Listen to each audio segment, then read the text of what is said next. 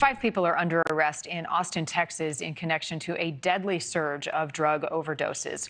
Police say a potential bad batch of drugs caused more than 70 suspected overdoses and 9 deaths last week. And that investigation so far turning up crack cocaine, meth, and marijuana, all laced with fentanyl. NewsNation's Stephanie Haynes joining us now live with the latest. Stephanie, this investigation far from over. What more are you learning?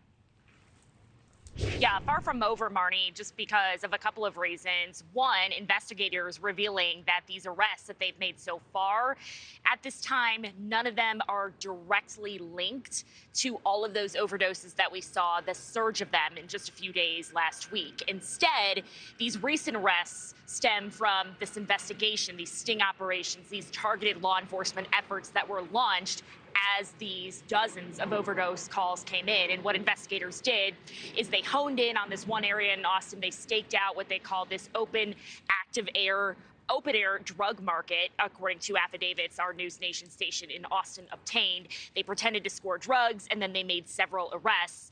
They recovered, as you said, crack cocaine, meth, and weed.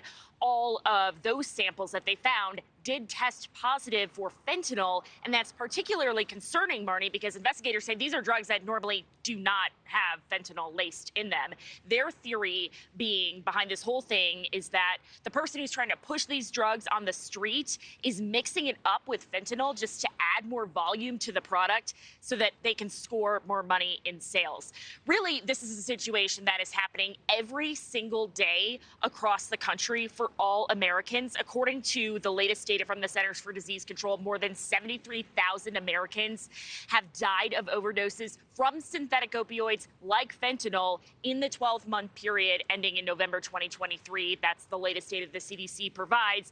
Now, technically, that is lower than the 12 months previous to that, but still really high compared to 2020 when the synthetic opioid overdose deaths really began spiking, their data shows. So at this point, investigators in Austin say they are still trying to figure out the source of the drugs, and they do not believe right now that there is any one single organized group that's trying to push them. Historically, a lot of the narcotic dealers that we see here, especially at street level, aren't a major organized crime. It's individuals who are out to make a profit for themselves. And one other thing that's really kind of slowing down the investigation, or at least providing a challenge for law enforcement, is just getting cooperation from the overdose victims who survived, asking them where they got the drugs and who they bought them from. They say some of the victims are cooperating, some are not. Of course, ongoing investigation, it's not over. There could be more arrests depending on how this case shakes out. And then there was a question, is the bad batch off the streets? Police say there's really no way of knowing, but they hope so. Marni. Dangerous threat.